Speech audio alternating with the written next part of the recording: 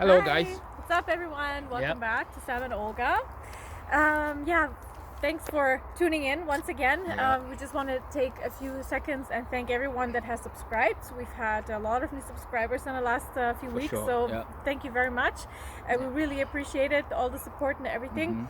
Keep that up. Yep. Yep. So, in the last few, no, let's say the last two videos that we made were mainly about what's been going on in the last few. Oh my goodness, bugs everywhere. As you can see, we're in the woods again. Yeah. I mean, Taking another walk. So yeah, our last couple of videos were mostly about what has been going on lately in the world with the Black Lives Matter movement and race and all of that kind of stuff. So today we thought we're just gonna get back to our regular topics and our regular stuff that we've been doing, which is relationship detox, right? So what are some of the things or some of the toxins, I should say, that we need to get rid of in order to make our relationship work? And one of those toxins is selfishness. So we're going to talk about selfishness today.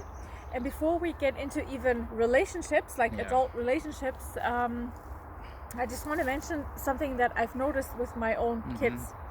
I've realized that whether it's my son who's in grade 3 or my daughter who's in kindergarten, whenever they come home to report about what's been happening in school or in kindergarten, I keep hearing stuff like, yeah, this person is not my friend anymore. Oh, today they're my friend again. And then they're not my friend anymore, And it's like, I was thinking back to my childhood, and I don't recall ever having that kind of roller coaster type of friendship. Friendships. If somebody was my friend, then they were always my friend. Even if we maybe ended up fighting or something like that, we were still friends.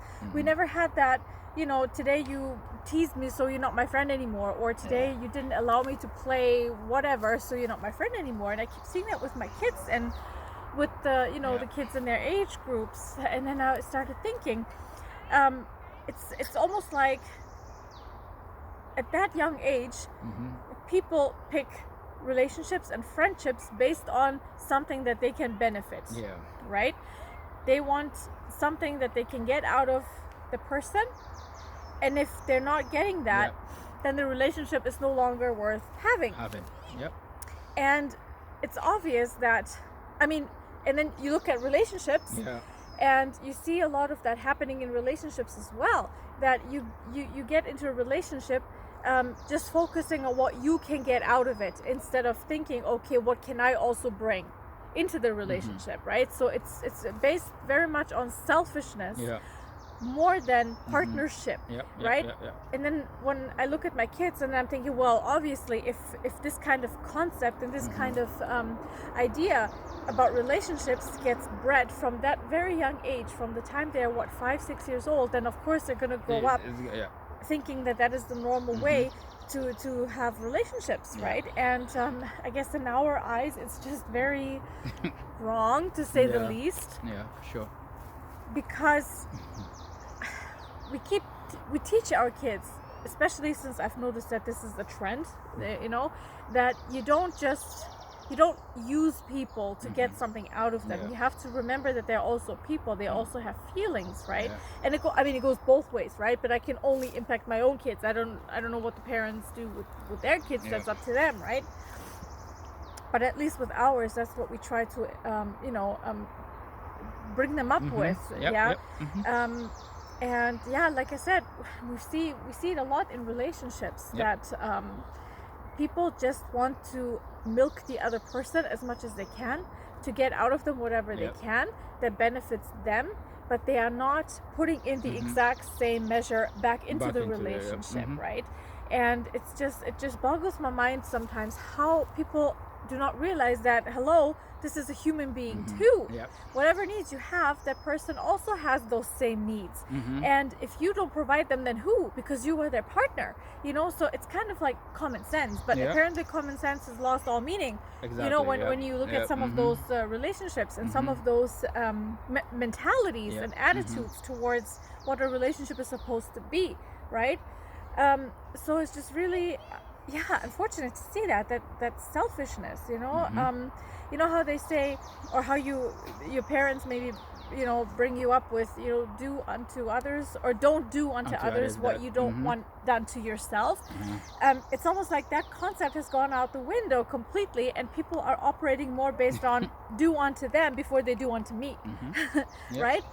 And if everybody thinks that way and operates that way, there's never ever going to be a harmonious working relationship, you know. It's just not going to happen, because you just take and you don't give anything, and that could never have a long-lasting, you know, there's no basis, you know, to build a long-lasting relationship on, if this is how you you know, use people, right? What is wrong with the world that we're living in today is that people are being used and objects are being loved, and it's supposed to be the other way around. You know, and it's just something that we've noticed, and definitely a huge toxin that needs to be gotten rid of before big time. any relationship can possibly work, right? What do you want to say? I just, well, first of all, well said. And what I wanted to add to that is, based on my own observation, I've also come to realize that people get into relationship and replace acceptance. No, they replace acceptance. That's what I wanted to say. They replace the acceptance for tolerance. So basically, instead of accepting the person whom you have decided to go get into a relationship with, you tolerate the person. And when you're doing that, what that happens or means that is that your tolerance level is not that deep. It's just on the surface, because there's so much you can take. Whenever you replace that, you know, there's so much you can take. So when the person does something, you take in 1, 2, the third time you already started boiling up, you know. And then, you know, you obviously the relationship will part way. Well, either that, or it's they keep holding on to the relationship, but it's a really crappy one, right? Yes, on the reverse side of it too. So that, there you go. But when you accept the person for who he or she is, then there's nothing to tolerate. You know, you have the then you have acceptance. Then you have your threshold widens. You know, it really widens, because it becomes like, no matter what, you know what, no matter what, I am taking you, I love you with all your infirmities. How do you say? Infirmities. Infirmities. Well, with all that, you know, all your negatives, all your whatever baggage anything you have that comes with you, I take it. Because I'm in it for you. Exactly. Not for what I can benefit. Exactly. That was what I wanted to get in. Like, because you come into the relationship, you approach the relationship, you know, selflessly.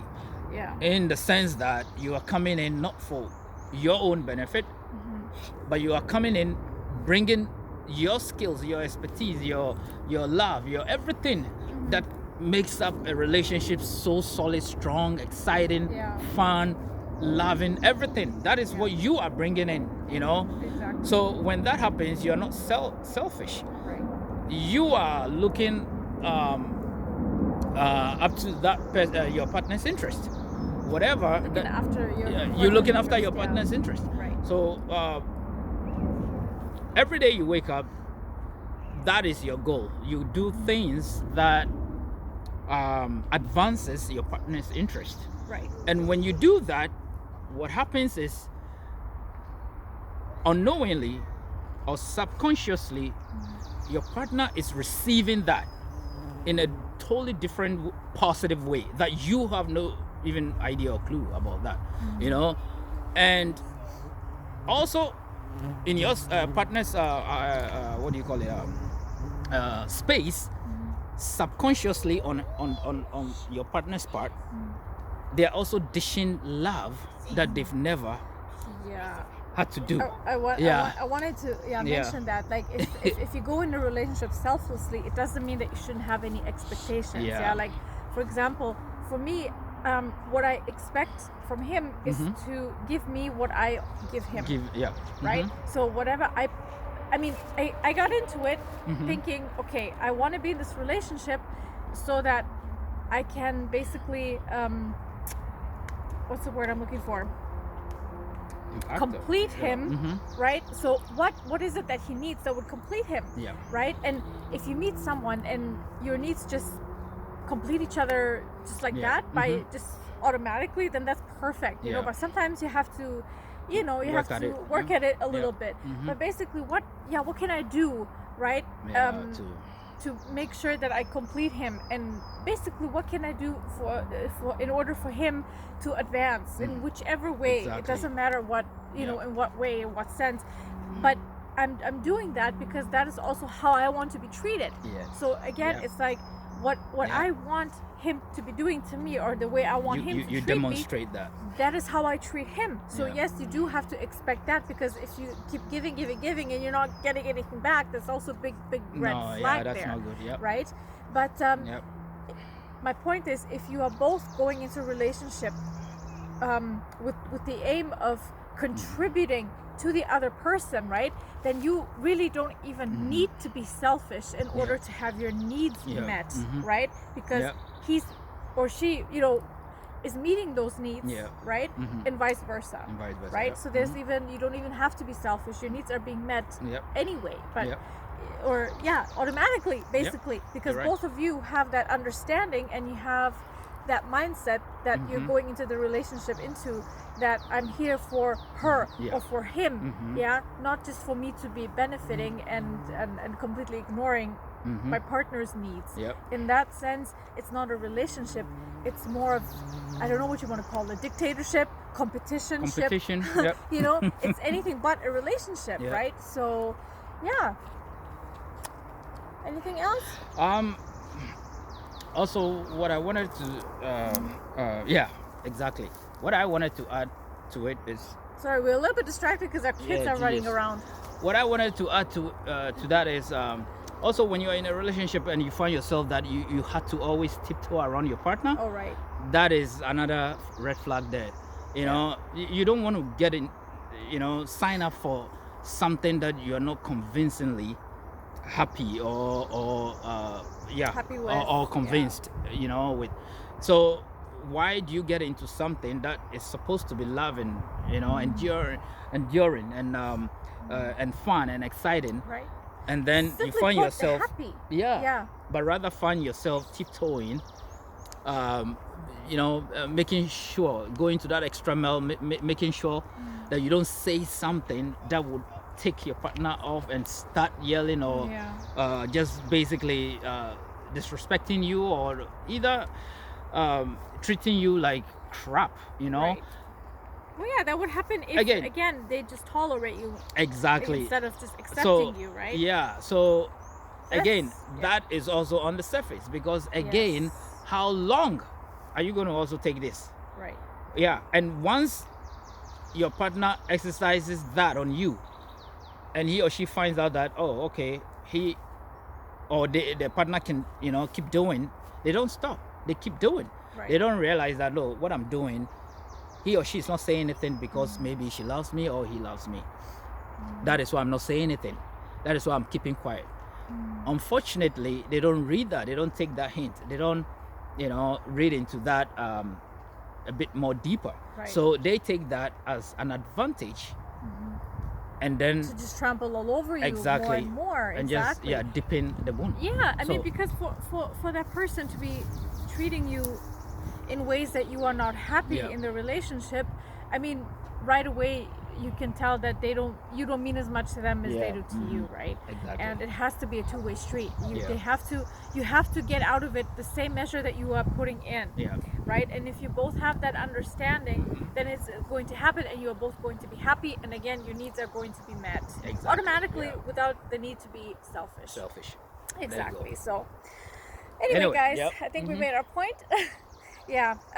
Thank you so much for watching, and do put your comments down below. Let us know what you think about this, and any suggestions for topics in the future, please do also put those in the comments. Okay. And as always, look out for our podcast coming up soon. Yes, we're recording episodes right now, so we'll give you an official release date during the next few videos. Okay.